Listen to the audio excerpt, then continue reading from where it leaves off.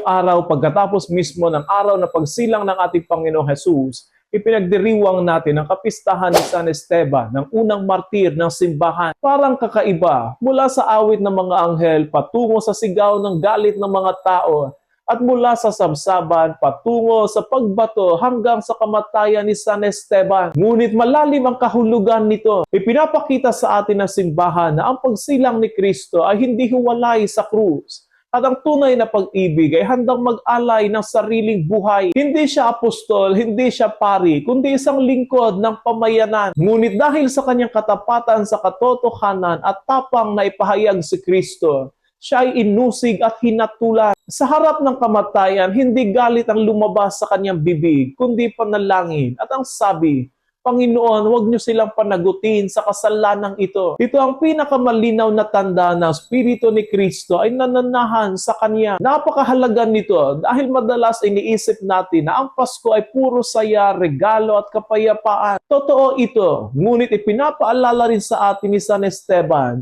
na ang pagsunod kay Kristo ay may kaakibat na pagsubok at sakripisyo. Ang sanggol sa sabsaban ay siya ring Panginoon na hahamunin ang kasamaan. At ang sino mang susunod sa Kanya ay maaaring makadanas ng pagtanggi at pagdurusa. Ngunit makikita natin na si San Esteban na hindi natalo. Sa mata ng mundo, siya ay pinatay. Ngunit sa mata ng pananampalataya, siya ay nagtagumpay. Habang siya ay binabato, nakita niya ang langit na bukas at sa Jesus na nakatayo sa kanan ng Ama. Ang Panginoon na isinilang sa Bethlehem ay siya ring Panginoon na sumalubong kay San Esteban sa kaluwalhatian. Ipinapakita nito na ang kamatayan ng isang martir ay hindi wakas, kundi pagpasok sa buhay na ganap. Ang kapistahan ni San Esteban ay naglalatag sa atin ng katanungan. Paano natin isinasabuhay ang Pasko? Ang tunay na diwa ng Pasko ay hindi lamang pagtanggap ng biyaya, kundi pagbabahagi ng buhay. Marahil hindi tayo tinatawag na magbuwis ng buhay tulad ni San Esteban.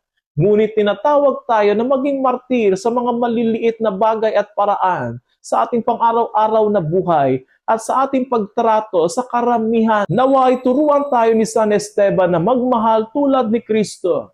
Pagmamahal na handang magsakripisyo, pagmamahal na kaya magpatawad, pagmamahal na nagtitiwala sa Diyos hanggang wakas. Sapagkat ang Pasko ay nagiging ganap kapag ang sanggol sa sabsaban ay naging tunay na nabubuhay sa ating mga puso at sa ating mga gawa. San Esteban, ipanalangin mo kami.